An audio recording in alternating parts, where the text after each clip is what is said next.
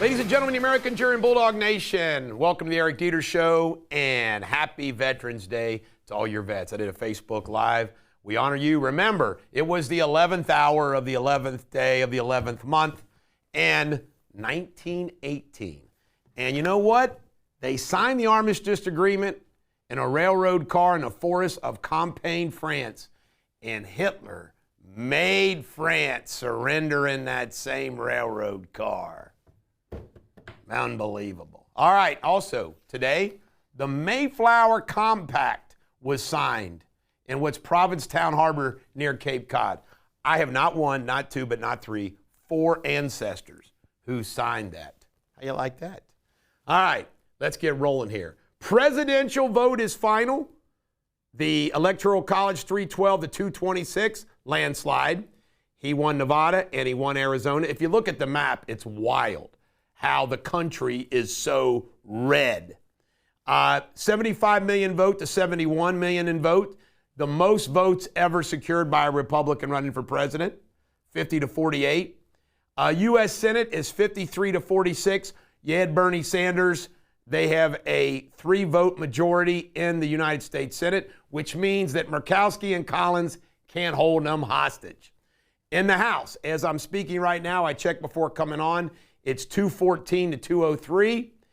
The Republicans have picked up 2 seats. You got to get to 218. It looks like they're on their way. Big news over the weekend. President Trump nominated Tom Homan as his border czar. That's big, big, big news. Tom Homan was his border czar before. I'm proud to know that we got to meet Tom Homan, talk to Tom Homan. He spoke at the Somerset Freedom Fest, and we were very excited to get to know Tom Homan. He is a Trump loyalist, and he knows his border. His speech was unbelievable. We've posted it on Facebook and all our platforms. Bernie versus Pelosi. Bernie is basically speaking the truth. Say the Democrats are out of touch with the working man and woman. Nancy Pelosi's firing back at him. You know, it's the rich elites. Let's face it, the Democratic Party isn't the party of the working man and woman anymore. That's sad for them. Biden almost fell down 3 or 4 times in the beach. Now I'm going to give a little bit of sympathy for him. Walking in sand can suck. But for Joe Biden, it's an extra struggle. All right, there's some people that think that Biden ought to resign to let Kamala Harris be president for a little. That's a snowball's chance in hell of that happening. Especially, they kicked him out. These people are unbelievable. In other words, that's like giving Kamala Harris one of those trophies even when you lose. The Democrats are unbelievable. These are political gangsters. They want Sotomayor to retire so the now Democrats can appoint the successor to her. And Biden, isn't going to happen. Oprah was paid $1 million by the Harris campaign. So that wasn't even genuine. Everything, I heard a political pundit talk about how there was no genuineness to the Kamala Harris campaign. And I think that pretty well sums it up. There was no genuineness to it. Harris raised $1 billion, and she spent $1,020 million. She's $20 million in debt. George Will, he is one of those yuck conservative commentators who said it's awful that Donald Trump will not put Nikki Haley and Mike Pompeo in his cabinet. Well, George, your Republicans couldn't do crap. That's what crazy about how these teacuppers hate that Trump did what they couldn't do. Rick Scott has gotten the endorsement of Marco Rubio, Elon Musk, and other MAGA senators to be the next leader of the Senate. And this is a big deal. And Trump also put out a statement that he does not want these Republicans to support any appointment of any judges until he gets there. Donald Trump Jr., my favorite member of MAGA, said that Zelensky's allowance is about to end. Chuck Schumer won't let Senator-elect McCormick from Pennsylvania participate. See how mean and nasty these folks are? And you cannot be naive. Trump's not going to be naive this time. He's not. And Eric Adams apparently is sucking up to Trump, looking for that endorsement. They'll play ball together. How great would that be? Eric Adams, the black mayor of New York, teaming up with Trump to get that pardon. Maybe Trump will win New York. Well, he can't run again. All right, Tesla hit the $1 trillion market cap. Elon Musk is now worth $300 million, the richest man in the world. All I can say about this is this. Thank God that Elon Musk, with all that power, SpaceX, Tesla, and the satellites, Starlink, that he's a good guy. Thank God that he's a good guy. All right, FEMA.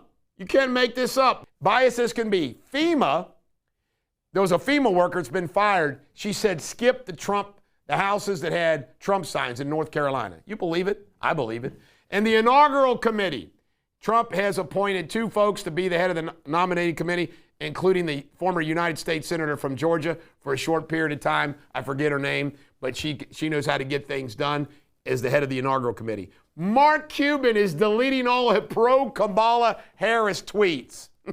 Claims he does it all the time. Really? And latest news, Trump is going to nominate Elise Stefanik, New York Congresswoman, to be the head of the United Nations.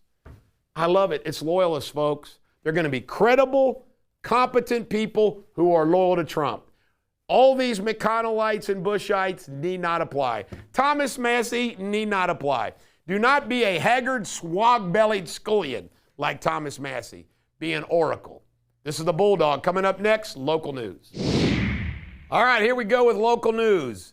Kentucky is now going to manufacture TNT for the first time forever, according to Mitch McConnell. Apparently, TNT is different than gunpowder. They use TNT in grenades and other weapons. Andy Bashir, I tell you right now, the Kentucky press is so obsessed with Andy Bashir and would he be in the presidential race. Andy Bashir has got no chance on the national stage. Zilch. But boy, that liberal Kentucky press keeps wanting to promote him as such. Peter Bronson has a new book out about tri-state history, local history, Cincinnati, Northern Kentucky. I'm going to buy it and I'm going to read it. Peter's a great writer. He's a good guy. There was apparently an earthquake downriver to the east a little bit. Registered 4 in Kentucky and Ohio. A Northern Kentucky man apparently stole not one, 52 different identities. How many identities do you have, Jamie? I only have one. The Bulldog. Pete Rose, the big shebang, 14 hours yesterday in the rain. I understand it was a great success. My cousin Josh went. He said fun was wonderful. Had a long conversation. Pete Rose being honored very well here in Cincinnati. Coming up next, Jamie Spindley in World News. Happy Remembrance Day to everybody who served, past and present. Today's latest world headlines. A suicide bombing at the Quetta train station in Pakistan has claimed the lives of at least 26 people. The Liberation Army has taken responsibility for the tragic incident, marking a significant escalation in regional violence. Russia and Ukraine have launched their largest drone strikes against each other since the war began. Russia's defense ministry reported intercepting 70 Ukrainian drones across 6 regions, including some nearing Moscow, which caused flight diversions at 3 major airports. Meanwhile, Ukraine's Air Force reported that Russia sent 145 drones across the country, most of which were intercepted. And listen this, engineers restoring the Corswall Lighthouse in southern Scotland uncovered a 132-year-old message in a bottle hidden deep in the walls, dated September the 4th, 1892. The quill-written letter includes the names of 3 engineers who upgraded the lighthouse light system, as well as the names of the lighthouse keepers. This remarkable discovery is believed to be the first of its kind in a Scottish lighthouse. That's all I have for today. Up next, Sports Without Boundaries. Cheerio. All right, here we go with Sports Without Boundaries in the NFL. I'm going to make sure you have all the scores. Lions 26, Texans 23. Panthers 20, Giants 17. Giants have the worst record at football. Chiefs 16, Broncos 14. Denver missed a last-second field goal. Steelers 28, Commanders 27. A Commander lineman jumped off sides and gave Pittsburgh the winning first down. Vikings 12, Jags 7. Saints 20, Falcons 17. 49ers 23, Bucks 20. Bills 30, Colts 20. Pats 19, Bears 3. Chargers 27, Titans 17. Eagles 34, Cowboys 6. The Cowboys are an absolute disaster. Cards 31, Jets 6, and tonight it's Dolphins versus the Rams. I am really proud to announce for the first time in forever, I did not watch one single full game of football. I will not watch Dallas for the rest of the year. I'm going to watch the Bengals. If they lose another game, I'm not going to watch it. I'm done with it. I mean, just done with it. Meanwhile, in college football, which I really love, Bama 42, LSU 13. What a game. Milroe was unbelievable, the quarterback for Bama. And they're ranked, according to ESPN, number 1 in their rankings. Notre Dame 52, Florida State 3, Ole Miss 28, Georgia 10, Texas 49, Florida 17, Georgia Tech 28, Miami 23, Ohio State 45, Purdue 0, and West Virginia knocked off the Bearcats. Bosa of the 49ers did a Trump dance with his teammates after being fined $12,000. So Bosa gets fined for a mega hat, but you can talk about Black Lives Matter all you want. You don't get fined. NFL sucks. Bobby Allison in his 80s, NASCAR legend, passed away, won Daytona 3 times. University of Kentucky Wildcats look great. They beat Buckner 172. They played Duke Tuesday night. And Purdue beat NKU 72-50. Coming up next, pop culture. All right, pop culture, the biggest story in pop culture is Yellowstone returned.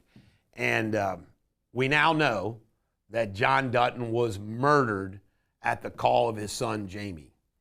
And that is wild, to make it look like a suicide, but Beth's not falling for it. It was also only played on CBS, so it went late to 11 o'clock. It sucked watching Yellowstone with commercials. It also sucks watching Yellowstone without all the racy stuff, rated R stuff that they can do when it was just on Paramount. But Yellowstone is back, and it's going to be action-packed. Apparently, according to Cole Hauser, there's going to be a lot of killing, and he does much of it. All right, Zach Bryan allegedly offered his ex $14 million to be quiet. Man, you know you're rich when you can do that. $14 million. This is the Bulldog. Every dog has their day. I hope today is yours.